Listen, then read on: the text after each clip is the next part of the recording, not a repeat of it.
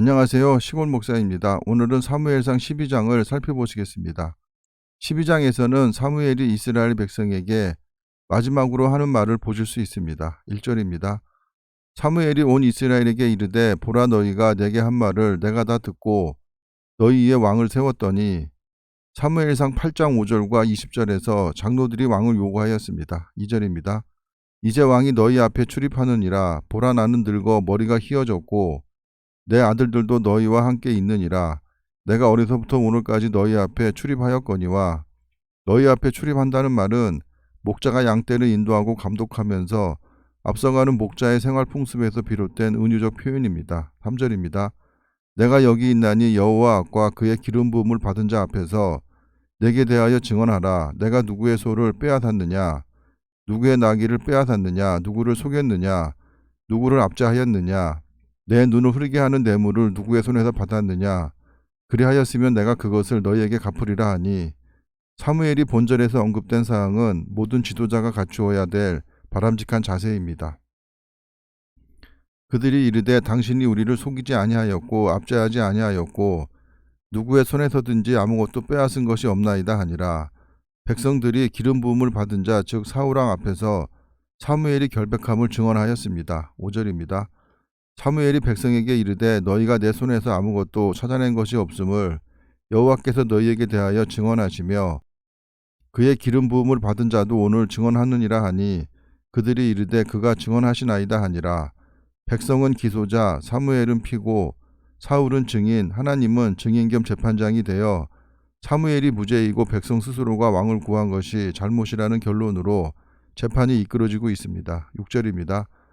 사무엘이 백성에게 이르되 모세와 아론을 세우시며 너희 조상들을 애굽 땅에서 인도하여 내신 이는 여호와이시니 사무엘은 출애굽 구속 사건에 근거하여 과거 미천했던 이스라엘에 대하여 여호와 하나님께서 베푸셨던 크신 은총을 언급함으로써 백성들이 자신들의 참된 왕인 여호와를 버리고 또 다른 왕을 요구한 사실이 얼마나 배은망덕한 행위인가를 깨우쳐주고 있습니다. 7절입니다. 그런즉 가만히 서 있으라. 여호와께서 너희와 너희 조상들에게 행하신 모든 공의로운 일에 대하여 내가 여호와 앞에서 너희와 담론하리라. 이스라엘에 대해 하나님께서 베푸신 모든 일이 공의로운 일인 까닭은 그 모든 일이 하나님과 이스라엘 백성 간의 의로운 언약에 근거하여 이루어졌기 때문입니다. 야곱이 애굽에 들어간 후 너희 조상들이 여호와께 부르짖음에 여호와께서 모세와 아론을 보내사 그 두 사람으로 너희 조상들을 애굽에서 인도해내어 이곳에 살게 하셨으나 야곱이 애굽에 들어간 것은 아브라함에게 예언했던 바를 성취하려는 하나님의 오묘한 경륜과 섭리에 따른 것입니다. 9절입니다. 그들이 그들의 하나님 여호와를 잊은지라 여호와께서 그들을 하솔 군사령관 시스라의 손과 블레셋 사람들의 손과 모압 왕의 손에 넘기셨더니 그들이 저희를 치매 시스라는 하솔 왕 야빈의 명령에 따라 이스라엘을 20년 동안이나 괴롭혔는데 여자 사사 드보라와 사사 바락의 활약으로 쫓아냈고 블레셋의 압제는 사사 삼갈의 활약과 사사 삼손에 의해 무력화되긴 했지만 블레셋은 다윗 초기까지 이스라엘을 끝없이 괴롭힌 민족입니다.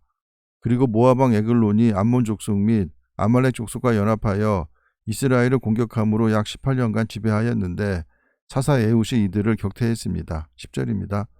백성이 여호와께 부르짖어 이르되 우리가 여호와를 버리고 바알들과 아스타롯을 섬김으로 범죄하였나이다. 그러하오나 이제 우리를 원수들의 손에서 건져내소서.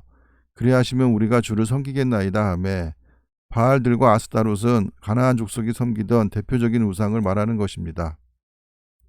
여호와께서 여룻바알과 베단과 입다와 나 사무엘을 보내사 너희를 너희 사방 원수의 손에서 건져내사 너희에게 안전하게 살게 하셨거늘 여룻바알은 기드온으로 미디안의 압제에서 구원한 사사이고 베단은 바락에 대한 필사자의 오기로 보는데 바락은 이스라엘을 하솔의 군대 장관인 시스라의 손으로부터 구원한 사사입니다. 그는 여자 사사 드보라와 함께 가나안 왕 야빈의 압제로부터 이스라엘을 구원하였습니다. 그리고 입다는 암몬 족속과의 전투를 승리로 이끌었고 사무엘은 미스바 전투의 승리로 블레셋의 압제에서 구출하였고 아모리 족속의 협박으로부터 이스라엘을 보호하였습니다. 12절입니다. 너희가 암몬 자손의 왕 나하스가 너희를 치러 옴을 보고 너희 하나님 여호와께서는 너희의 왕이 되심에도 불구하고 너희가 내게 이르기를 아니라 우리를 다스릴 왕이 있어야 하겠다 하였도다. 암몬 자손의 왕 나하스가 치러 올라온 것이 열방과 같은 왕을 요구하게끔 만든 가장 직접적인 요인이라고 볼 수 있습니다. 13절입니다. 이제 너희가 구한 왕, 너희가 택한 왕을 보라. 여호와께서 너희 위에 왕을 세우셨느니라. 사무엘이 하나님의 서운한 감정을 말로 표현하였습니다. 14절입니다. 너희가 만일 여호와를 경외하여 그를 섬기며 그의 목소리를 듣고 여호와의 명령을 거역하지 아니하며 또 너희와 너희를 다스리는 왕이 너희 하나님 여호와를 따르면 좋겠지만은 너희가 만일 여호와의 목소리를 듣지 아니하고 여호와의 명령을 거역하면 여호와의 손이 너희의 조상들을 치신 것 같이 너희를 치실 것이라. 너희는 이제 가만히 서서 여호와께서 너희 목전에서 행하시는 이 큰 일을 보라.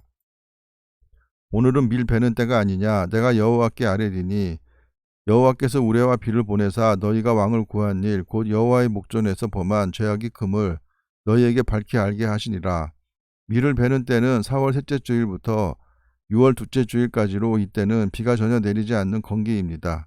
이때 폭우가 쏟아져야 여호와의 초자연적인 현상으로 받아들일 수 있을 것이고 또한 그 이적을 보아야 왕을 세운 것이 하나님의 뜻이 아님을 알 수 있다는 것입니다. 18절입니다.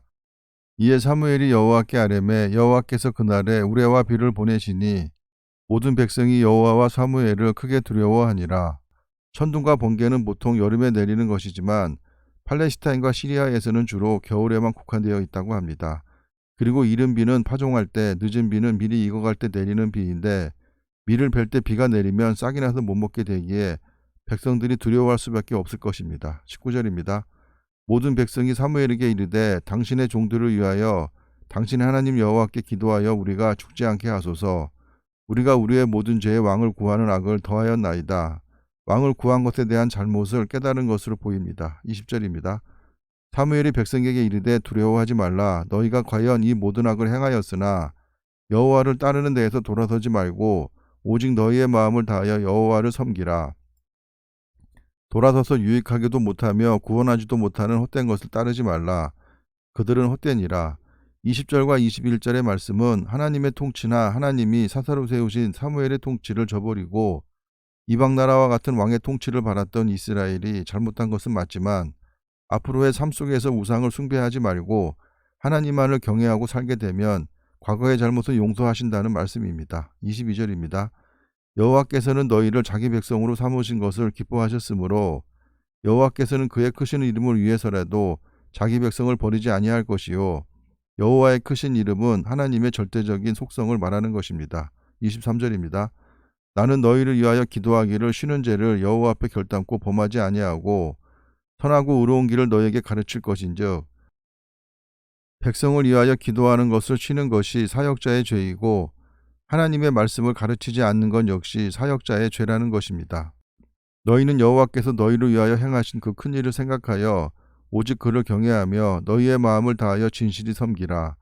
하나님을 경외하고 마음을 다하여 섬기는 것이 성도된 자의 본분입니다. 25절입니다. 만일 너희가 여전히 악을 행하면 너희와 너희 왕이 다 멸망하리라. 여기까지가 사무엘의 마지막 말이자 유언입니다. 성경의 유언은 모세, 여호수아, 사무엘, 다윗, 바울, 그리고 요한, 베드로, 예수님의 유언 등이 있습니다. 이스라엘이 왕정 제도화에서 그들이 원하는 강력한 왕과 중앙정부를 갖추었다고 할지라도 여전히 그들은 하나님의 통치 아래에 있는 것이고 따라서 그들의 흥망성쇠 여부 역시 오직 여호와의 말씀에 대한 순종과 불순종 여부에 달린 것입니다. 그러므로 이스라엘 백성들은 왕을 의지할 것이 아니라 그 왕을 중심으로 여호와를 신실히 경외하고 섬기는 것이 중요하다는 사실을 분명 깨달아야만 했습니다. 즉 이스라엘 백성들과 그 왕의 운명은 진정 이스라엘의 참 왕이 되시고 또한 만왕의 왕이 되시는 여호와께 전적으로 달렸다는 것입니다. 오늘을 살아가는 우리도 때로는 하나님의 손길을 벗어나 자신이나 아니면 세상을 의지하고 살아갈 때가 간혹 있을 것입니다. 그런 자들을 위해 사무엘상 12장의 말씀이 필요한 것이고 그 말씀을 통해 우리는 하나님만이 우리가 살 길이고 하나님만이 참신이라는 사실을 다시 한번 깨달아야 할 것입니다. 감사합니다.